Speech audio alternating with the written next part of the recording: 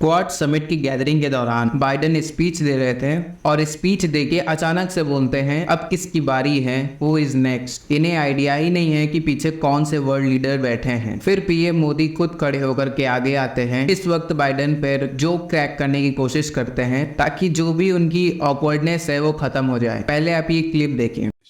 Thank you all for being here. And now, who am I introducing next? Who's next?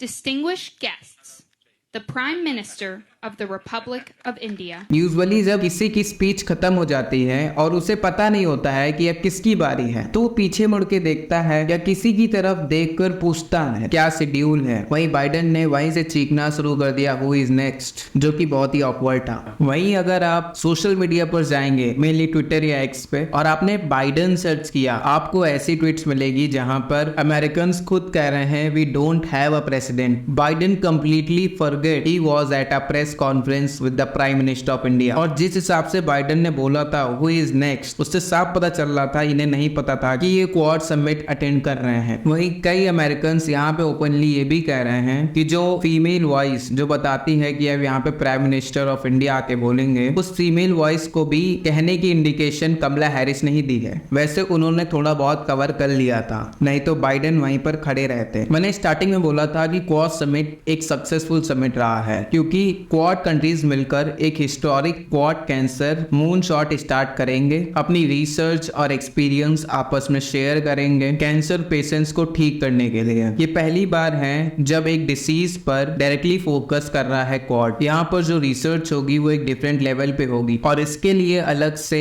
Budget भी allocate किया जाएगा। उसके अलावा quad countries future में किसी पेंडेमिक के लिए भी आपस में कोऑर्डिनेशन इंप्रूव करेंगी। इसके लिए वर्कशॉप सेटअप की जाएंगी। कॉन्स्टेंटली जो क्वाड समिट के ऑफिशियल्स हैं उस वर्कशॉप को विजिट करेंगे, इंश्योर करेंगे कि कल को अगर कोई पेंडेमिक आता भी है तो क्वाड कंट्रीज का रिस्पांस दुनिया में बेहतर होना चाहिए। और इसके लिए यूएस ऑलरेडी $84.5 मिलियन खर्च कर रहा है। और इस डिक्लेरेशन में क्वाड कंट्रीज ने निंदा करी है यूक्रेन वॉर की। Quad leaders express deep concerns over raising war in Ukraine, humanitarian crisis in Gaza, और साथ ही साथ गाजा में जो ह्यूमैनिटेरियन क्राइसिस खड़ा हो चुका है इसकी भी निंदा की गई। और इस समिट के दौरान एक इंटरेस्टिंग मोमेंट तब आया कि क्वाड समिट नवंबर के बाद बचेगा, क्योंकि यूएस में अभी इलेक्शन होने हैं और मान लीजिए जो बाइडेन की जगह कोई नया प्रेसिडेंट बनता है, कहीं वो क्वाड को डिसमेंटल कर दें तो क्या होगा। तो यहाँ पर पीएम मोदी ने कहा है कि क्वाड बना रहेगा। और ये क्वेश्चन जायज भी है, क्योंकि